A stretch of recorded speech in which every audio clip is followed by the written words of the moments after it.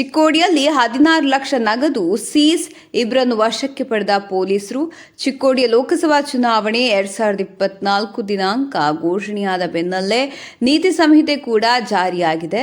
ಈ ಹಿನ್ನೆಲೆಯಲ್ಲಿ ಪೊಲೀಸರು ಆಕ್ಟಿವ್ ಆಗಿದ್ದಾರೆ. ಅಂತೆಯೇ ಚಿಕ್ಕೋಡಿಯಲ್ಲಿ ಭರ್ಜರಿ ಕಾರ್ಯಾಚರಣೆ ನಡೆಸಿದರು. ಪೊಲೀಸರು ಬಸ್ ಮೂಲಕ ದಾಖಲಿಲ್ಲದೆ ಸಾಗಿಸುತ್ತಿದ್ದ 16,31,000 ರೂಪಾಯಿ ವಶಕ್ಕೆ ಪಡೆದಿದ್ದಾರೆ. ತಪಾಸಣೆ ವೇಳೆ ಹಣ ಪತ್ತೆಯಾಗಿದೆ. ಚಿಕ್ಕೋಡಿಯಿಂದ ಮಹಾರಾಷ್ಟ್ರದ ಇಂಚಲಕರಂಜಿ ನಗರಕ್ಕೆ ತೆರಳುತ್ತಿದ್ದ ಬಸ್ ತಪಾಸಣೆ ವೇಳೆಯಲ್ಲಿ ದಾಖಲೆ ಇಲ್ಲದೆ ಹಣ ಪತ್ತೆಯಾಗಿದೆ. ಅಕ್ರಮ ಹಣದ ಜೊತೆಗೆ ಇಬ್ಬರನ್ನು ವಶಕ್ಕೆ ಪಡೆದ ಪೊಲೀಸರು ವಿಚಾರಣೆ ನಡೆಸಿದ್ದಾರೆ. ವರದಿ ಪ್ರಶಾಂತ್ ಗಸ್ತಿ, ಚಿಕ್ಕೋಡಿ.